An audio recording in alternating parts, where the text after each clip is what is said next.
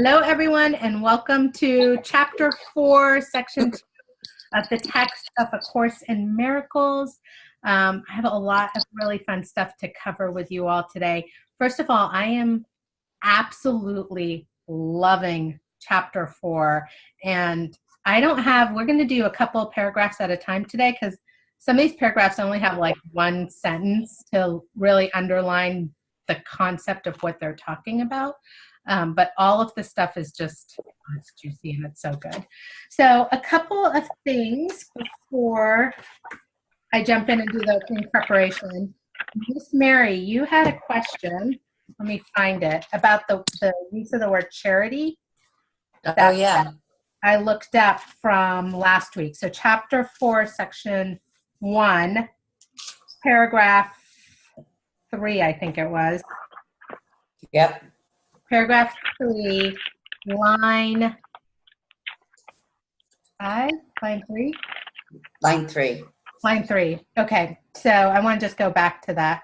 This is the change the ego must fear because it does not share my charity. So the term charity there, and my charity being Jesus's charity, and in A Course in Miracles, it says Jesus has everything. We have everything. Jesus and us have all of the same things, but there's one thing Jesus has that we don't have, which is the ability to see the innocence in absolutely everybody.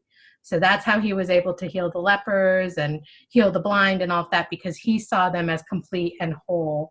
And that's the one thing that we all are doing things like the Course in Miracles to be able to see everybody as they actually are, not as our ego's eyes are showing them. So that's the charity it's referring to, is his ability to be able to do that. Okay, thank you. Ego doesn't have it, but he does. All right, let's go ahead and do our opening prep. So just wherever you are, go ahead and take a nice deep breath. And close your eyes. And just repeat silently after me.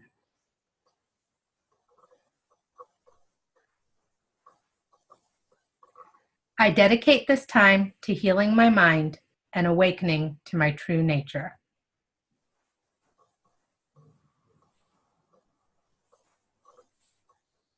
I surrender to the source of love within me and let it guide my way.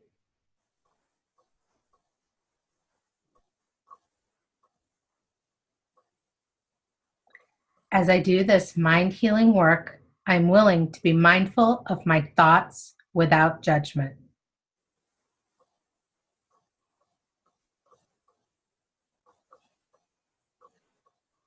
I am willing to look at how I view my life circumstances as helpful feedback.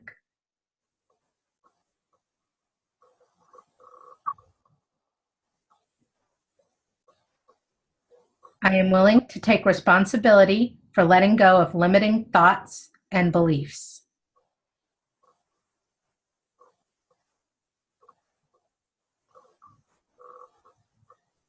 I am willing to let go of judgments about myself and others.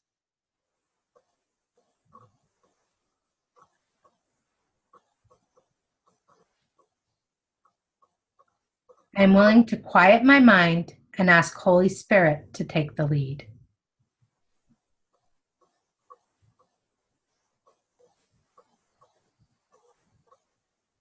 I am willing to let go of tension.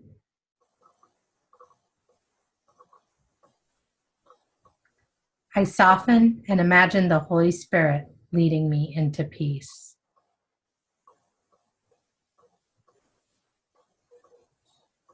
My aware self leads me as I now focus on healing my mind.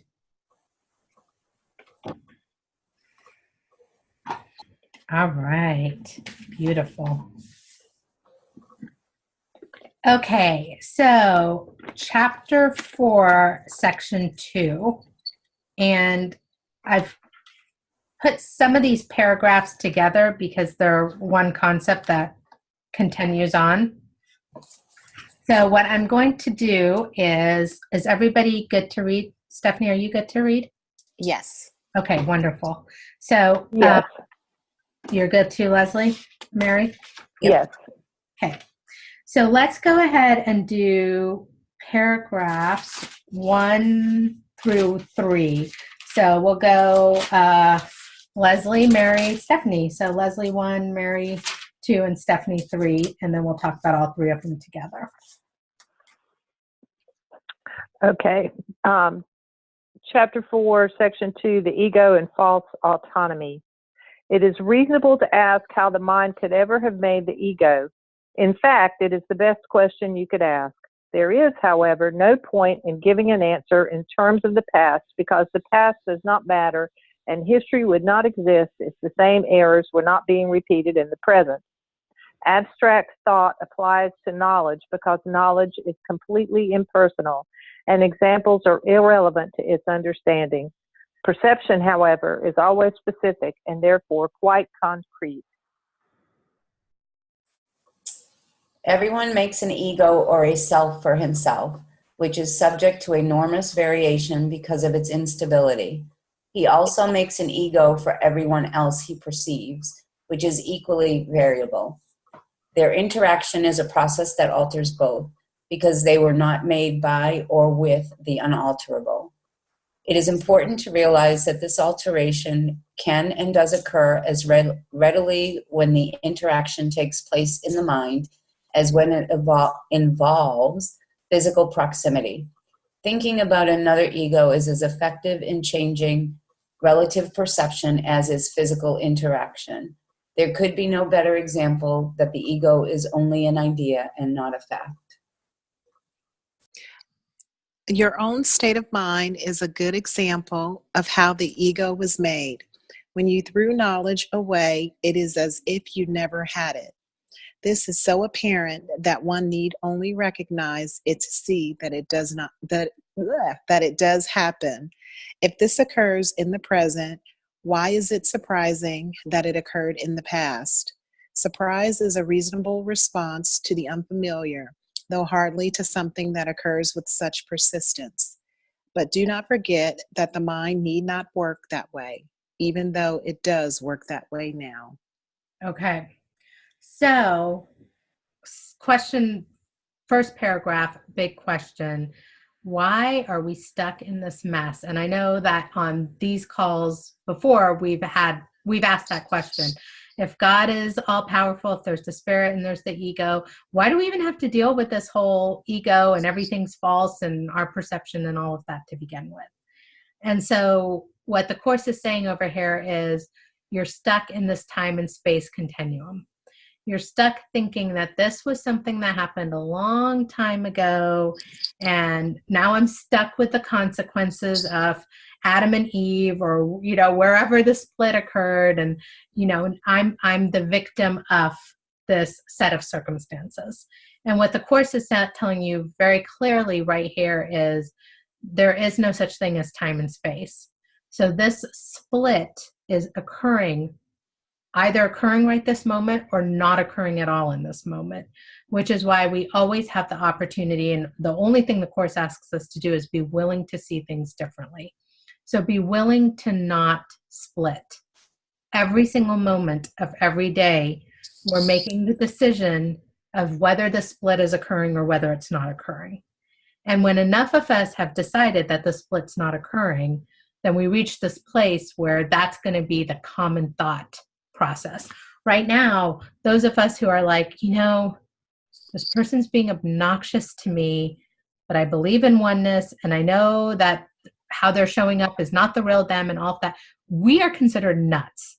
People are looking at us like, what is wrong with you? That person's crazy, and you need to tell them blah, blah, blah, blah, blah, blah. Mm-hmm. But there will come a time where that will be the predominant thinking. We're just not there yet. And for all of us who have done this work, even a tiny little bit, we know that that person yelling at us, when we have that moment where we're like, I'm complete, this person's complete, I don't know why this is happening, but I know it's for the greatest healing of everyone. And I'm literally just going to walk away, and I don't know what to do exactly, but I'm just going to walk away and kind of pretend it didn't happen, because that's the best thing I know how to do in this moment. And we have that moment of peace that comes after it. We kind of get like, oh yeah, there is something to this crazy stuff we're studying that seems near impossible. But when we even get a moment of it, there is that kind of sense that's coming over us like, wow, that was so much better than any of the other ways I've ever handled that in the past. Even though I don't feel like I know exactly what I'm doing still. Like, should I have said something? Would love had said something in this situation? I'm not sure. There's this general feeling of it did feel better then. So that's what this first paragraph is saying is you're sitting here trying to figure out, what minds do. What was the problem? When did the problem occur? What caused this? What can I learn from this? How can I make sure this problem doesn't happen? And what we're being told is it's happening right this second. This is the moment to keep deciding. And you can decide otherwise. You can decide not to join with the split mind in this moment. Paragraph 1. Paragraph 2, we get into this whole, this one, okay. You know what? I feel like this was a new concept for me. And it's not a completely new concept, but this paragraph blew me away. Because here's what's going on in paragraph 2. You have decided who you are.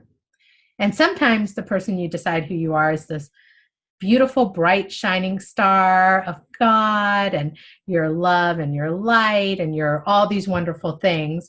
And then the next day, something happens and things don't go your way, and you've decided you're a total screw up and that everybody else has figured out life and you're the only one person who hasn't figured out life and blah, blah, blah, blah, blah. So in paragraph 2, it's saying you like this, how could the ego be real? Because one day it's the best thing that ever happened. The next day it's a piece of crap stuck to the bottom of your shoe, and it doesn't even change day to day. It could change within 5 minutes, and they could change back to the other one in 5 minutes. It's that inconsistent. So that's the first thing it's saying in paragraph 2. Then, and this is the part that blew my mind, is, well, so we're all one. I'm one with every single one of you. I'm complete and whole. Every single one of you is complete and whole. But because my ego thinking gets started, I start telling you the qualities I have. I'm this, I'm that, I'm not that, I'm a little bit of this, but I'm none of that. All this other stuff this is separation thinking. We'll get into this later in the same chapter. Judgment is required for the ego. I have to somehow see myself as different from you. Oh, you like football? I don't like football. So we can't be the same because we have differences between us. We have to have some judgment for that. But here's where it gets crazy. So now, because I already think I'm separate, and I think I'm a woman, and I think I have black hair, and I think I'm smart, whatever, all these things, I've already separated myself out from everybody who's not those things. And then then on top of all of that, I've decided that because you've got green hair and I've got black hair, that means you are all these other things and all these labels. And so now I'm actually creating your ego for you. And I'm going to respond to you as if all of those things I believe about you are true. Whereas none of this is true to begin with. You're whole and complete and perfect and light. I'm whole and complete and perfect and light. It doesn't matter about the black hair, green hair, none of that stuff. That's just silliness. That's like we're wearing different color shirts. And I've decided that is the definition of who you are and who I am because of the color shirt I'm wearing on that day. And oh, by the way, 5 minutes from now, when I change the color of the shirt, I'm a completely different person because I'm wearing a different color shirt. All of that is just ridiculousness. And this chapter is really trying to get through to us that the way we currently think makes no sense. So, it's basically Course in Miracles saying, hey, you're part of spirit. Spirit, another way of spirit in Course in Miracles is soul. Our soul is part of spirit, part of oneness with God. So it uses the word spirit in Course in Miracles. You could use the word soul, same concept there, except that the fact that it's one soul, not a whole bunch of different souls. So saying you're all one, you're all in this together. All of you are great and perfect and whole. Every single person's just doing their own great, perfect, whole thing. And together it makes a great, perfect, whole picture and everything's good. It's what the Course in Miracles is saying. And sometimes you guys forget that you're whole and then you start acting crazy. But hey, when the other person starts acting crazy, don't forget you're whole too, and then you start acting crazy, and then you've got a whole society of craziness, which is where we're at right now. A whole bunch of people who've forgotten who they are. But this part I really liked in chapter 2 is we create the ego in another person. Now, here's a great example of that. You meet somebody at a party, you decide they're really not that cool. You really don't want to hang out with them. You come home next week, you're talking to a girlfriend, and she says, oh, have you met that really cool woman who moved into our neighborhood? She's awesome, blah, blah. And you go, who? She says who it is, and you go, oh, no, yeah, I met her. She sucks. And you go, no, she's wonderful. Did you know blah, blah, blah, blah, blah, blah. Now all of a sudden you're thinking, man, I really must have misjudged her. Maybe I should hang out with her one more time. Maybe I don't. All of a sudden, you've changed who this person is. You've completely changed your mind about who this person is. And you think because you've changed your mind about who they are, that the person's changed. So now you're armed with all this knowledge.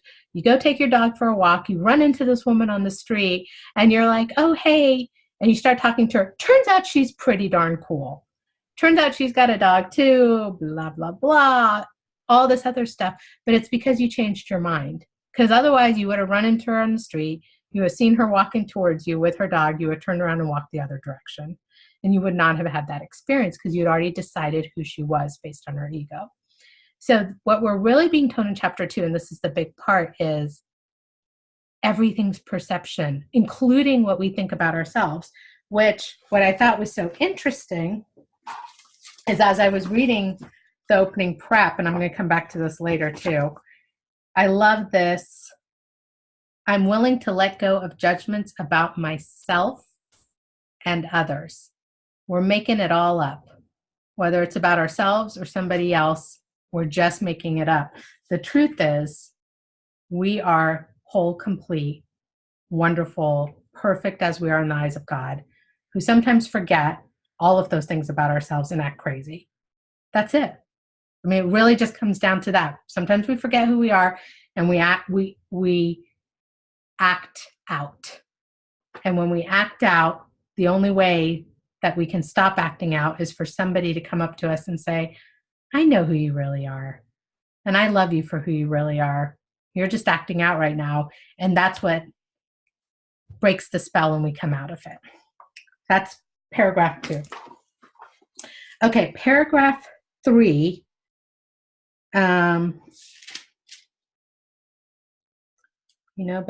Okay.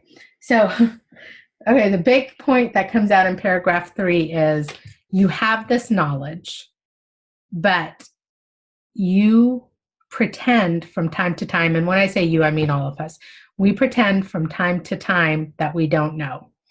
Another great example of this, have you ever just kind of known something about someone? Like you kind of know they're not telling you the truth, or you kind of know they should, something's just not right. You just know, and then you decide you don't want to know what you actually know.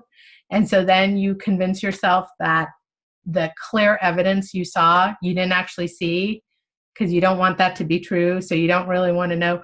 Like you kind of know that their layoffs are coming in the company. Like it's pretty obvious because you saw a piece of paper on the printer and it said layoffs are coming. These are the people going to be laid off. And you're like, and then you run into your boss and they go, no, we're not doing layoffs. And you kind of know that the person's totally lying to you, but you're like, yeah, no, they said we're not going to have any layoffs. I'm pretty sure, I don't know what that paper was, but it couldn't have been layoffs or whatever. We've all done it where we've known something and have used the power of our mind to not know what we know. And there's some great examples of this, of like literally witness testimonies is a horrible negative version of this, but there's great examples of like, I'll use a really simple one. Your car keys being right in front of your face and you say, I don't know where my keys are. And you're literally, they're right there in front of you. But because you've told yourself, I don't know where my keys are, even though they're right in front of you, you can't see them. So that's the power of our mind. So in paragraph 3, it's saying, well, you do this today. Today, right now, you know stuff. And then you tell yourself, I don't know what I know. And so what makes you think you're not doing this on the matter of knowing how wonderful and amazing and spiritual you are? Because there's a part of you that actually knows that you're innocent and perfect. There's a part of you that knows that. But then you get your mind involved and go, well, if I was innocent and perfect, then I wouldn't be in debt. Well, if I was innocent and perfect, then I'd be a size 2 all the time. And if I was innocent and perfect, Joanne would start talking to me again. She hasn't talked to me in ages, and she talks to everybody else except me, right? There's a part of you that literally takes what you know to be true and finds a way to make it false. And so in these first 3 paragraphs, the Course is really saying, hey, it's just your mind. It's a choice you are making. And as hard as we all know it is to make that other choice, the good news about it is our choice. We are not victims and confined, and this is not being imposed upon us. We can remember at any point to make this choice. Now, this is said so many different times in the Course in Miracles, and I really want to emphasize it, especially when we talk, because I feel like we get on these calls and I say this stuff and it's so obvious. You know, I'm like saying stuff and was like, yeah, no, right, I know. I'm, God's got my back. I totally know this stuff. And then literally before the call's even over, something has come up with all of us and we're like, what the heck is wrong with my life? So I just want to remind you all that it says numerous times in the Course in Miracles, we cannot do this alone. So this is not about why do I keep forgetting or how do I keep messing this up. We are set up in an environment around us where remembering this, as simple and straightforward as it is when we're on this call, as obvious as this sounds right now, we're set up in an environment where it's hard to remember this, which is why we have to ask for help. And of Course in Miracles, it's the Holy Spirit, which is our connection to God, where we say, Holy Spirit, help me see this differently. Because we know I have to see this differently, but in the moment it's happening, as sincerely as we want to see it differently, it's impossible to do without help. And a lot of us have tried. We've sat here with bad behavior and said, oh, this is bad behavior, but I know it's not real because I know we're all one, and I know this person's innocent, and this really sucks because this is still bad behavior and it's really hurting my feelings, but I don't want to get upset because I know that we're one, and I know. And that's not the way through this. The way through this is bad behavior. I'm getting really hurt. Holy Spirit, I need you to help me see this differently. And in the meantime, I need to get out of this situation. It's not I sit here and take this bad behavior. It's I know this person's not in their right mind, but let's just be honest. When you're walking down the street and you see someone not in their right mind, you don't go stand in front of them and wonder what's going to happen next. You turn around and go the opposite direction. You know that person's not in their right mind. Sometimes the best thing to do is just to walk away. The goal is not to have to fix it in that moment, not to have to take the crap in that moment, but to come back to a point of saying, I don't know what that was about, but help me see it differently so that I don't have any judgment of that person. So that's 1, 2, 3. Any questions or comments or thoughts?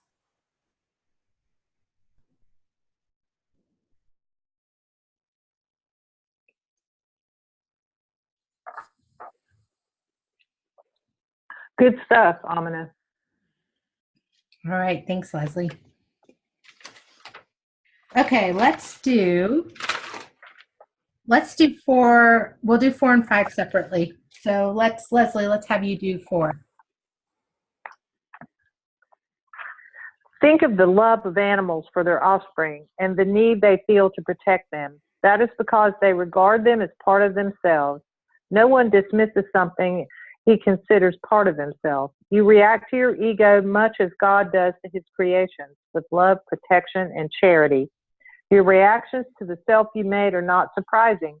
In fact, they resemble in many ways how you will one day react to your real creations, which are as timeless as you are. The question is not how you respond to the ego, but what you believe you are. Belief is an ego function, and as long as your origin is open to belief, you are regarding it from an ego viewpoint. When teaching is no longer necessary, you will merely know God. Belief that there is another way of perceiving is the loftiest idea of which ego thinking is capable. That is because it contains a hint of recognition that the ego is not the self. Okay. The key line here is line number 7. The question is not how you respond to the ego, but what you believe you are. So there is no need and no point to get into ego tennis match back and forth games. We don't need to prove that we're one with other people. We don't need to have these long, drawn out conversations. We just need to remember who we are. It's coming back again in this paragraph. It's just the choice. Anytime you find yourself in any kind of whirlwind, free fall, insanity, just remind yourself to make the choice again. Don't try to fix it. Don't try to get out of it. It doesn't work. You guys, I'm sure, have experienced this. I have too. When you're in that crazy, I don't know what's going on. Why did they say this? Why did that happen? Why? You sit there and try to analyze it and fix it, you're just going to make it worse. And that point, just like, I really have no clue why this is happening, but I'm not at peace. And all I need to do is get myself back to peace. That's it. All the rest of it will work itself out. So opening of paragraph 4 is it's really natural for the ego to try to protect itself. And it's really natural for us to, it's natural to be like, well, I do have black hair and I'm very proud of my black hair. Like, that's a natural response to have, like that, like animals have their response for their offspring. It's natural to think that that's special, that there's something worth protecting, that there's something that's just yours. Even thinking about family for Thanksgiving and about, oh, these are like my family that's coming over, right? And that's a form of separation if you think about it, right? But these are the people that are so special to me. They're more special than all the other people, right? Which would not be a Course in Miracles thought process, but that's just natural. That's how we are. That's a human nature thing to do. So recognize that that's just how we're going to go. That's a natural way we're going to go, but also that it comes at a consequence when we start putting separation and judgment, right? When my family becomes more important than your family, that starts to lead to real big problems, right? But when you say, okay, yeah, you have a special family and I have a special family and they have a special family and they have a special, guess what? We all have special families. We're in this special oneness. But when it becomes, well, my family's a little more special than your family, that's where we start getting into that separation. It's where we start to get into problems. And that's where we start to make that choice again, where there is only one choice, where we're putting our focus and our attention. Is it on the ego and the separateness and here's what I've got and this is what makes me who I am? Or is it on the fact that I'm spirit and there's no place where I end and you begin? So my spirit blends into your spirit and your spirit blends into somebody else's spirit and we're just all one big spirit. So that's where the focus needs to coming back into this. The other thing that is in here that I thought was really, I felt like it was like a side point, but I really liked it. So I'm going to put it up to repeat it to you all. You react to your ego much as God does to his creations with love, protection, and charity. And that's line 4. I want to talk about that because as God reacts to his creations, that's us, with love, protection, and charity. Notice it does not say with judgment, punishment, asking for sacrifice. There's none of the terms used for how God reacts to us. And for those of you who have kids, you know what this is like, right? Like you don't look at your kids and say, you do from time to time. Do you know what I did for you and how much you owe me? But in reality, you don't. You don't think of the children or the people you helped raise in that way. You just want to love them and protect them and give them everything you can possibly give them. Me with my nieces and nephews, your kids, grandkids, whatever. You just want to give to them. You're not trying to punish them and find fault in them and find where they screw up and all of that stuff. So that concept of God just doesn't even make sense if you think about your own love for your creation and then think of us as God's creation and his love for us as creation. So I want to point that out as a side note. Miss Mary, paragraph 5. Okay. Undermining the ego's thought system must be perceived as painful, even though this is anything but true. Babies scream in rage if you take away a knife or scissors, although they may well harm themselves if you do not. In this sense, you are still a baby.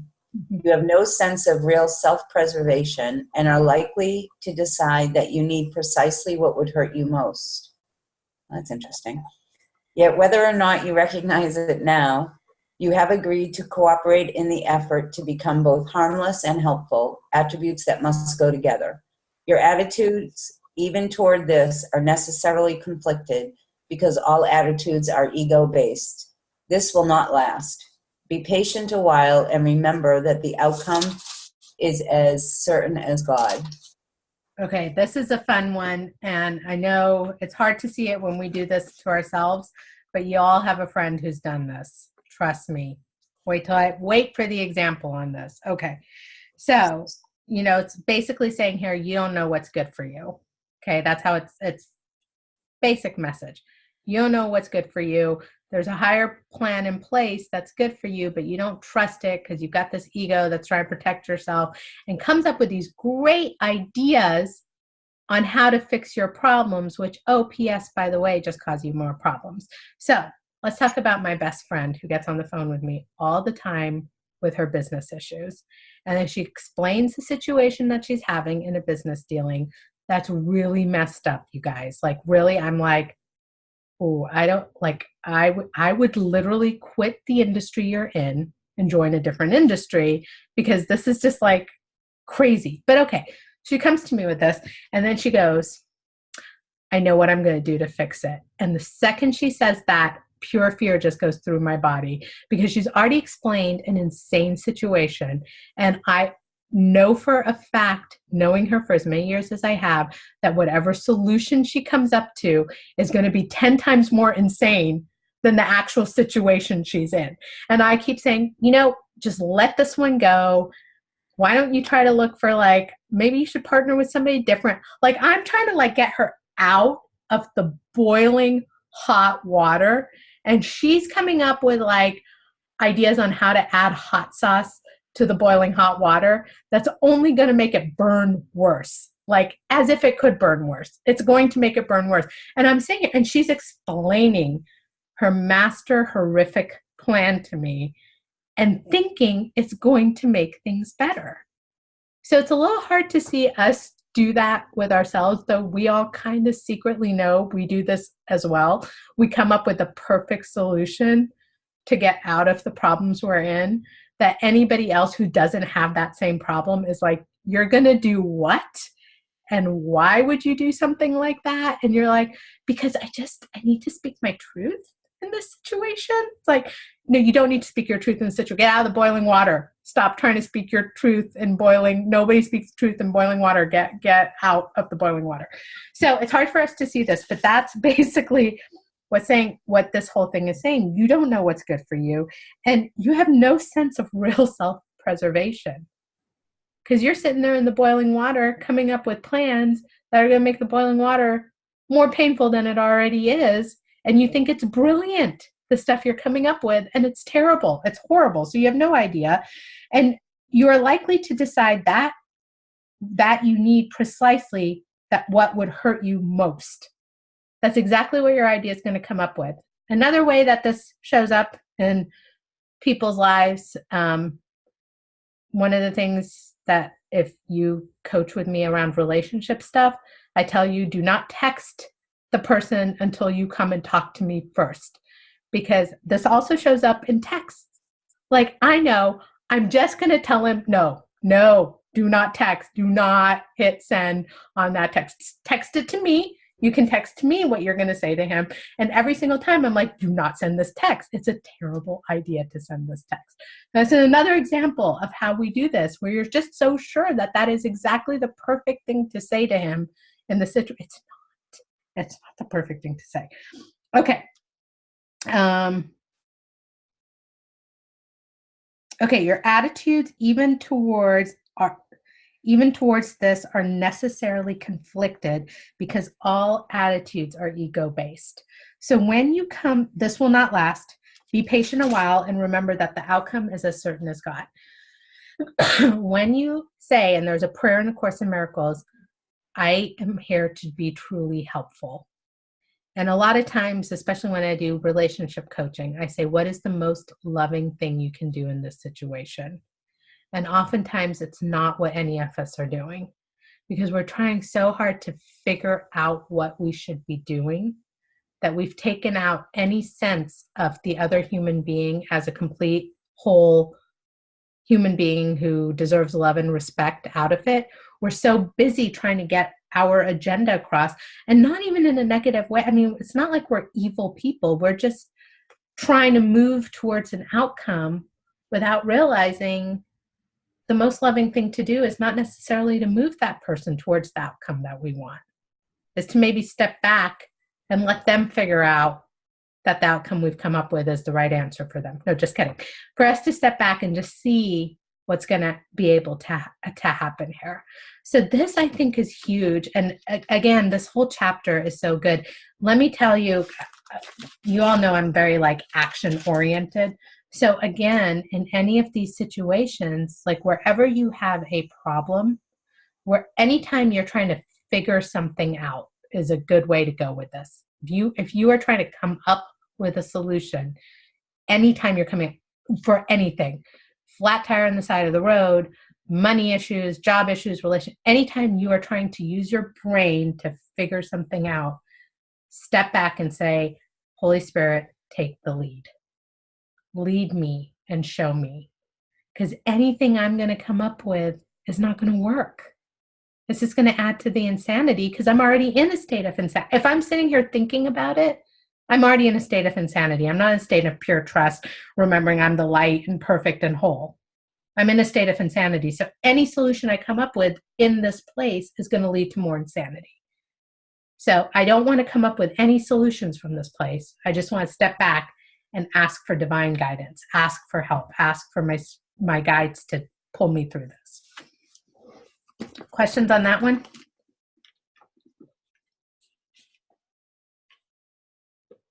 All right, let's do 6 and 7 together. So Stephanie, you've got 6, and then Leslie, 7. Only those who have a real and lasting sense of abundance can be truly charitable. This is obvious when you consider what is involved. To the ego, to give anything implies that you will have to do without it. When you associate giving with sacrifice, you give only because you believe that you are somehow getting something better and can therefore do without the thing you give. Giving to get is an inescapable law of the ego, which always evaluates itself in relation to other egos. It is therefore continually preoccupied with the belief in scarcity that gave rise to it. Its whole perception of other egos as real is only an attempt to convince itself that it is real. Self-esteem in ego terms means nothing more than that the ego has deluded itself into accepting its reality and is therefore temporarily less predatory. This self-esteem is always vulnerable to stress, a term which refers to any perceived threat to the ego's existence. The ego literally lives by comparisons. Equality is beyond its grasp, and charity becomes impossible. The ego never gives out of abundance because it was made as a substitute for it. That is why the concept of getting arose in the ego's thought system. Appetites are getting mechanisms representing the ego's need to confirm itself. This is as true of body appetites as it is of the so-called higher ego needs. Body appetites are not physical in origin. The ego regards the body as its home and tries to satisfy itself through the body. But the idea that this is possible is a decision of the mind, which has become completely confused about what is really possible. Okay, so a couple of thoughts that are in here. One is, if you remember and know exactly who you are, then you are not in need of anything. Because the person who is already complete and has more than enough of everything doesn't need anything else. May want other things, all of that, but you, in essence, recognize your wholeness. And when you recognize your wholeness, it's very easy to give, because you realize, I've got more than enough. I've got a never-ending supply. That concept, the spirit concept, is completely opposite of the ego concept. The ego concept is, I only have this much, and if I give you some, then I'm going to have less. Okay, that is how the ego concept works. So the first thing that we're being told is that there's these two completely different concepts. Again, we're having to choose. Are we choosing to align to the spirit, which is whole and complete and is not in need of anything? Or are we aligning to our ego, which is attached to this little body, and that body has more than this body's got, so I got to watch out for myself? That's the main concept that's getting in here, and this whole idea. Okay, the second thing that is coming up in these two sections over here is the fact that the ego is never satisfied. No matter how much you get, there's something else that you need. So you're convinced that if you only could get out of debt, you'd be perfectly happy. And then that moment happens and you get yourself out of debt and you realize, okay, that's really good, but what I really need is, and you add on to it, and you add on to it, and you never get there. You will never get there with that mindset. That is the ego mindset. The spirit mindset is, my life's in complete shambles, but I'm good. I'm happy. I'm thankful. Life is good. You know, and you see this, I refer to the movie Happy, which I love that movie, because there's these people who have nothing. They have nothing, and they're walking around and they're like, hey, look at we have the best. That the Indian guy at the beginning of it, which is like my favorite part of the documentary, where he's like, yeah, so in our village, like, we have one of the best places to live because we have a wall, 3 sides of tarp and 1 wall, and he is just like happy. And I'm like, we live in mega mansions and we're miserable all the time. The man's got a wall and he's thrilled. So it goes to show you don't need all the things you think you need to be happy. And we can see this demonstrated. That's what paragraph 7 actually goes into. Paragraph 7, I just finished the new John Grisham book. I don't know if you guys are into John Grisham, but it's talking about it's referring to World War I and the U.S. soldiers that were captured by the Japanese and tortured. And it's so you're reading about these like really horrible torture scenes that's going, well, he doesn't go into that much detail versus what probably is out there. But for me, I don't tend to read this kind of stuff, so it's horrible. But these guys are like literally starving. They make a march for like hundreds of miles and give them no food and no water in the heat. And I'm reading about this, and you're absolutely positive, and a lot of people died, but you're absolutely positive that the human body could not survive this. I mean, just reading these things, like, it's like, I'd be dead in like 7 minutes. How are these guys still alive? And they're still alive. And they're still alive. And then they make them like do work camp in the heat without feeding them or giving them any water. And these guys are still alive. Okay, now granted, a lot of people did die during this process, but people survived that. So when a course gets into this whole appetites are getting mechanisms, like you think you need that food, you think you tell yourself, my body requires this. Like, my body requires coffee in the morning to operate.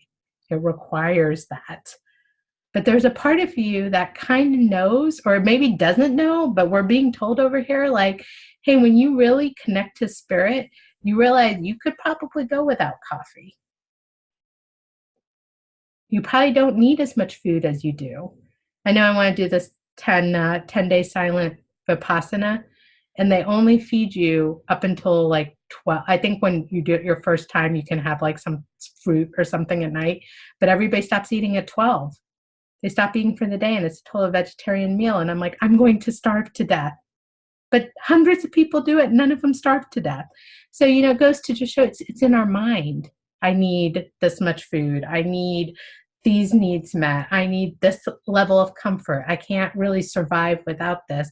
And all of us have heard stories about people who've survived insane things that you think that it would be impossible for a human to survive.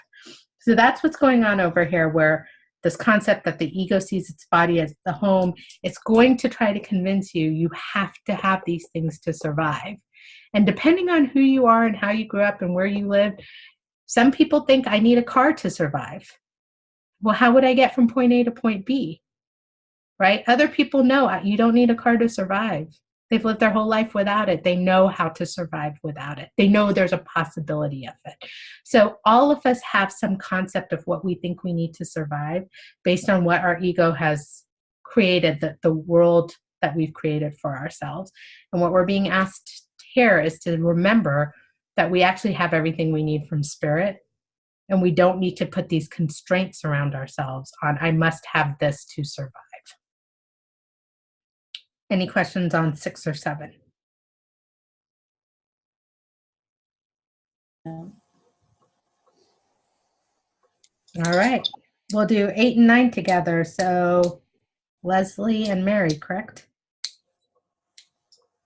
Or Mary and Stephanie, I think. Didn't Leslie just read? Yeah, I did. I just read. You're right, Mary. Mary and Stephanie, thank you. Okay. The ego believes it is completely on its own, which is merely another way of describing how it thinks it originated. This is such a fearful state that it can only turn to other egos and try to unite with them in a feeble attempt at identification, or attack them in an equally feeble show of strength. It is not free, however, to open the premise to question, because the premise is its foundation. The ego is the mind's belief that it is completely on its own. The ego's ceaseless attempts to gain the spirit's acknowledgement and thus establish its own existence are useless. Spirit, in its knowledge, is unaware of the ego. It does not attack it. It merely cannot conceive it at all. While the ego is equally unaware of spirit, it does perceive itself as being rejected by something greater than itself. This is why self-esteem in ego terms must be delusional. The creations of God do not create myths, although creative effort can be turned to mythology. It can do so, however, only under one condition, what it makes is then no longer creative. Myths are entirely perceptual and so ambiguous in form and characteristically good and evil in nature that the most benevolent of them is not without fearful connotation. Myths and magic are closely associated, since myths are usually related to ego origins and magic to the powers the ego ascribes to itself. Mythological systems generally include some account of the creation and associate this with its particular form of magic. The so-called battle for survival is only the ego's struggle to preserve itself and its interpretation of its own beginning. This beginning is usually associated with physical birth because it is hard to maintain that the ego existed before that point in time. The more religiously ego-oriented may believe that the soul existed before and will continue to exist after a temporary lapse into ego life. Some even believe that the soul will be punished for this lapse. However, salvation does not apply to spirit, which is not in danger and does not need to be salvaged. Okay, so a lot of stuff we already know. Ego believes it's all alone in this world, only has itself, nothing else looking out for it. Spirit doesn't even play this game. Spirit's in oneness. No matter how much you identify in any given moment with your ego, spirit just patiently waits for you to remember that it's there and to choose again. No judgment, no anger, no punishment, none of that. It just waits there. So ego is trying to get spirit's attention. And the way that this plays out is in a term that the Course in Miracles called specialness.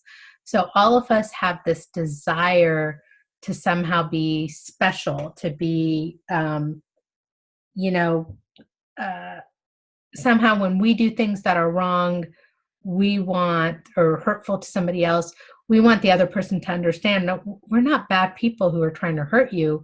We were trying, it's just because I have this problem from when I was a kid and I got treated so badly and blah, blah, blah. It's this whole, I'm different, I'm special, I'm not a bad person, I'm just trying to make it with what I've got. Okay, so that's a very ego concept of being special. The spirit sees everybody as special and nobody is special. We're all equally special and therefore equally not special in this together.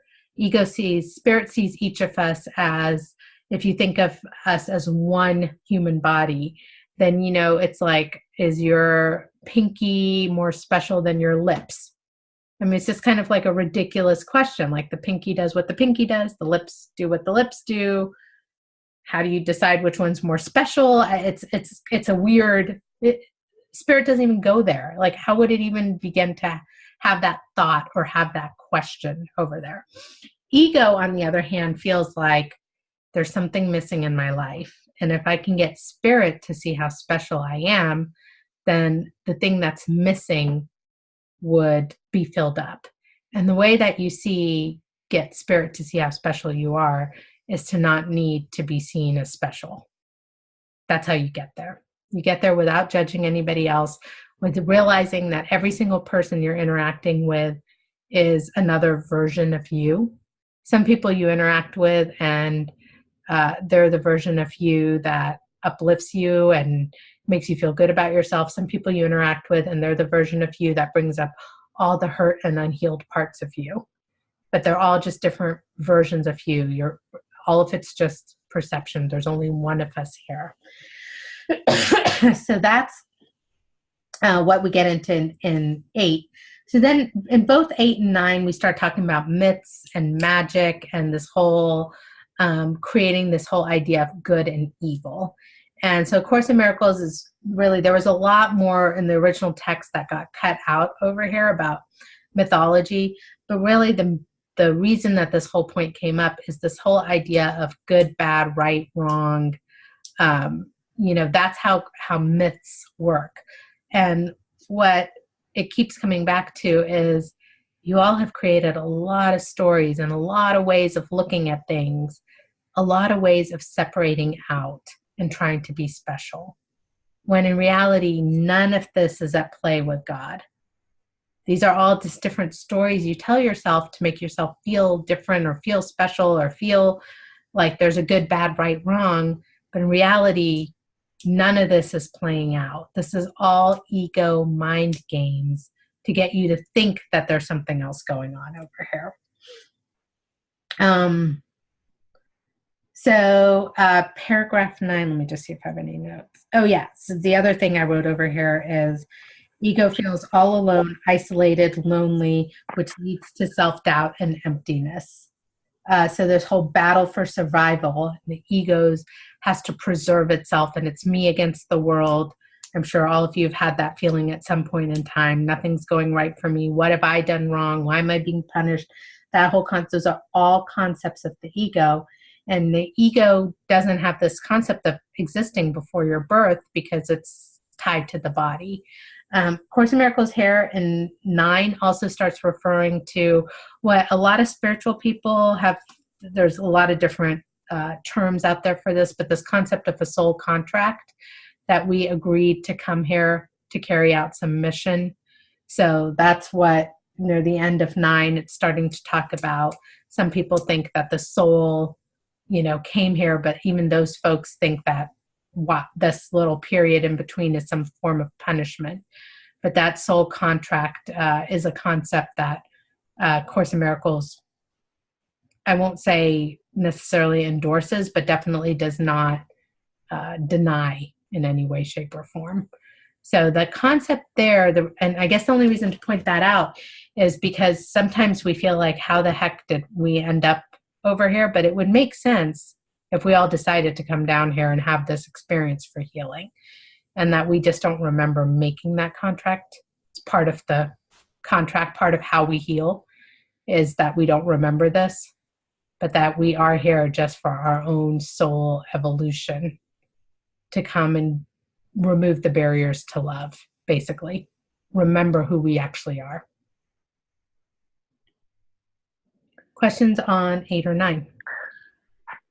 So 9 confused me a little, and part of it is what you were just talking about with the soul contract, because I didn't understand what they were really trying to say here from a Course in Miracles perspective, because it almost sounded like they were saying that there isn't a soul contract. And the soul, where it says in 5, the more religiously ego-oriented may believe that the soul existed before and will continue to exist after. Right. Almost sounds to me like that's not what the Course in Miracle is trying to present. So I think right here, where they're talking about the soul existed before and will continue to exist after a temporary lapse into ego life. Some even believe that the soul will be punished for the lapse. However, salvation does not apply to the spirit. So I remember earlier I talked about the word soul and the word spirit. Mm-hmm. When we think traditional use of the word soul is like, Mary, you have your soul and I have my soul, and they are separate souls. Yeah. So that is where this terminology is coming in here. So, because the next thing it says is, however, salvation does not apply to spirit, which is not in danger and does not need to be salvaged. So what's happening here is the term soul versus spirit. So if you think of your soul as this kind of separated out ego, like came into this body soul, that's what it's talking about over here. And you had that, but you are just part of this one spirit. And there's no separation of soul. So that's why I said, think of the term soul from a Course in Miracles perspective as spirit, because that's how Course in Miracles sees soul, as not these individual souls, but all part of one is. I get it now. Thank you.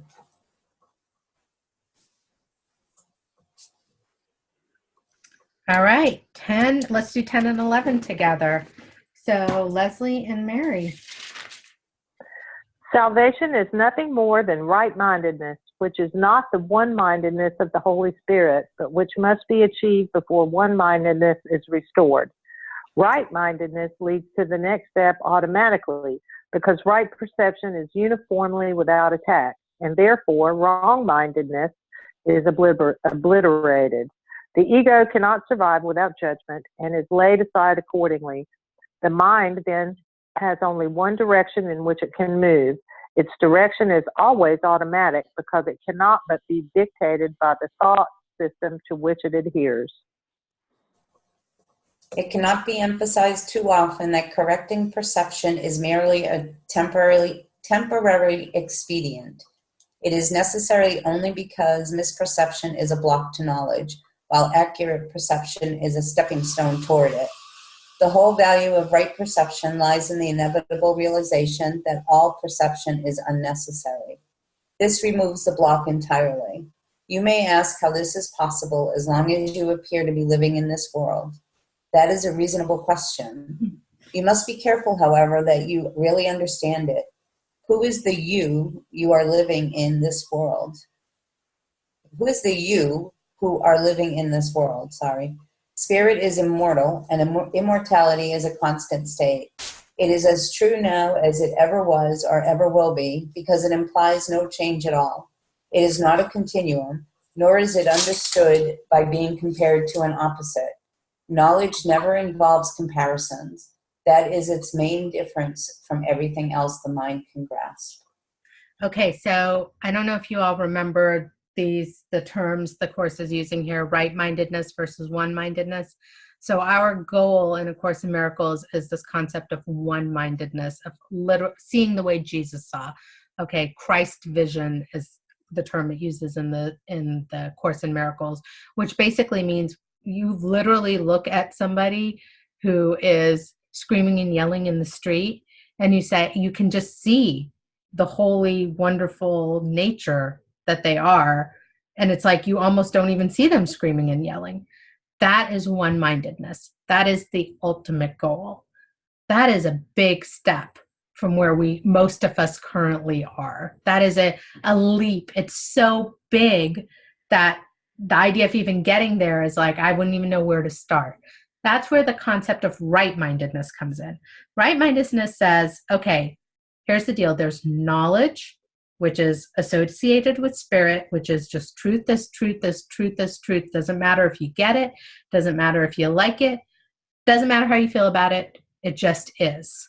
And then there's perception, which is, hi, my name's Amina. I have these parents. I grew up in this situation. I had friends who were really nice to me, and there were these people who picked on me. And so now whenever people say this term, I get really upset, and sometimes I start crying, and blah, blah, blah, blah, blah, blah, blah.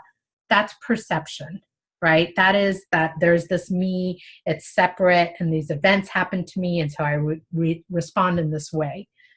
That is where most of us are living all of the time.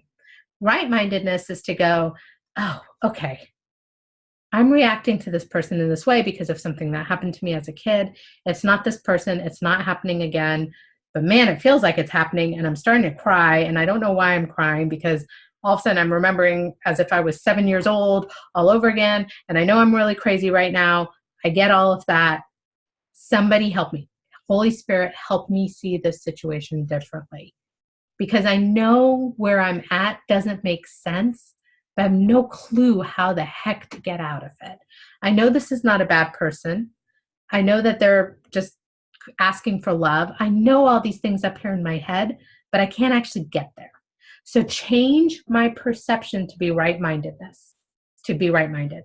Well, eventually, if we keep changing our perception to be right-minded in this situation and that situation and that situation and that situation and that, eventually we'll just get exhausted from constantly having to change our perception to right-mindedness and just go, you know what? I'm not going to judge this person.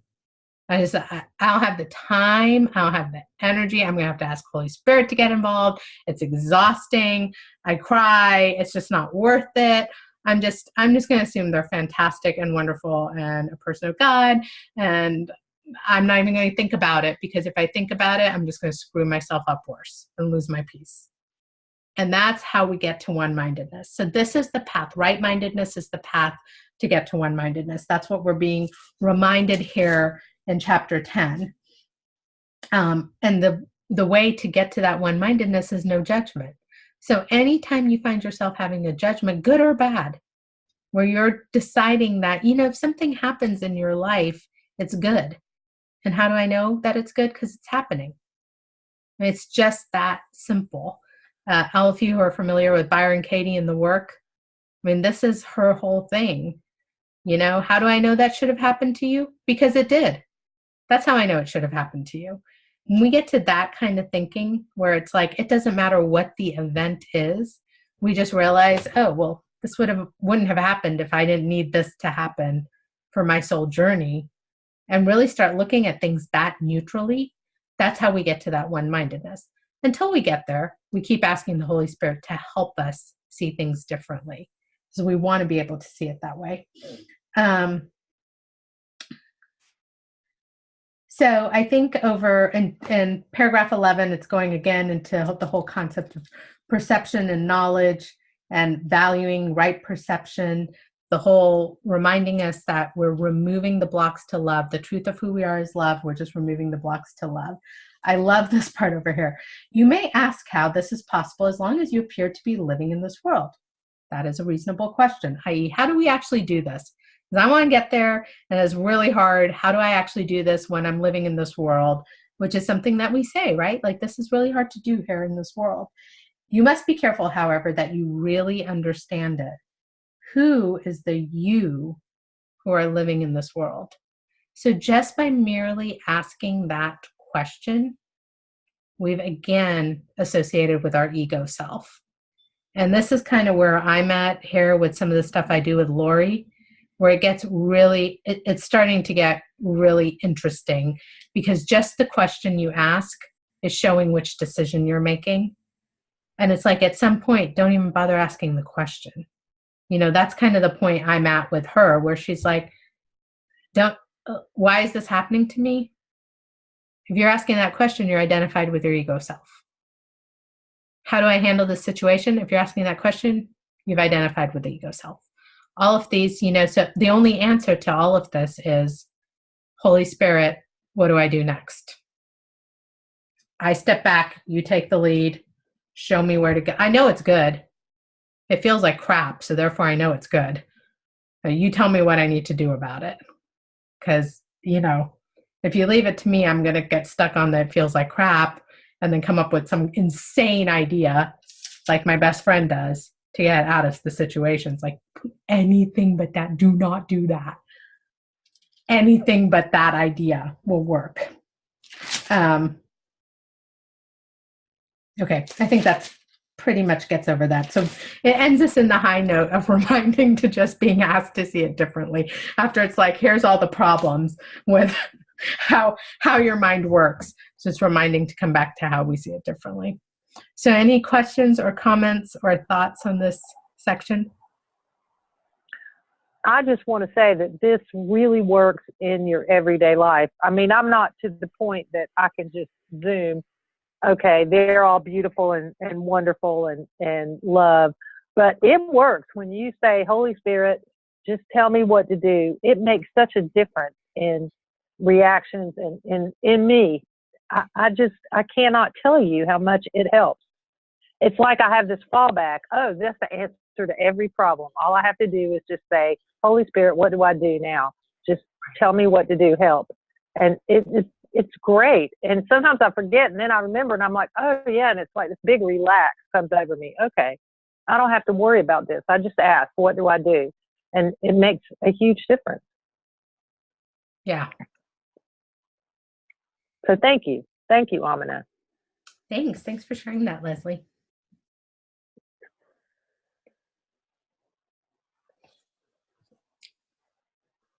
All right, I'm going to go ahead and call it a call.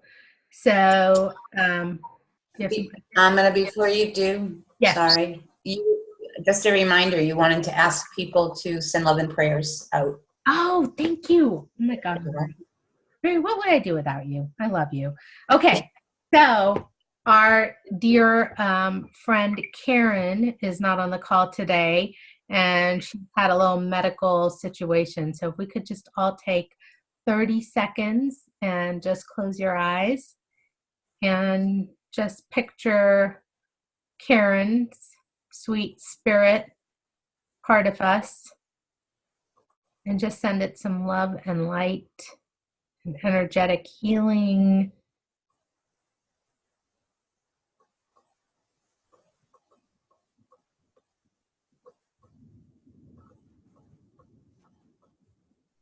And just see her as complete and whole. You don't even need to know what she looks like, just the concept of Karen.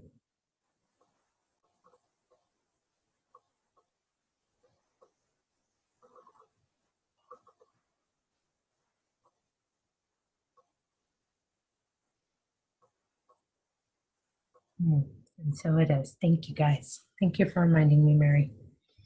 So lots of love to you, Miss Karen, out there. And if you're listening to a recording, you can send it to her via recording. She'll get it. Nice little boost. Okay, so I'm going to go ahead and end the recording. Let's see. Today is Tuesday, November 20th. So our next call is on Tuesday, November 27th at 7 p.m. Eastern, and we'll do Chapter 4, Section 3, Love Without Conflict. So for those of you who can join live, that would be awesome. And for those of you who are listening to the recording, and I'm going to go ahead and end the recording, and then I can stay on, and we can talk about anything anyone wants to talk about.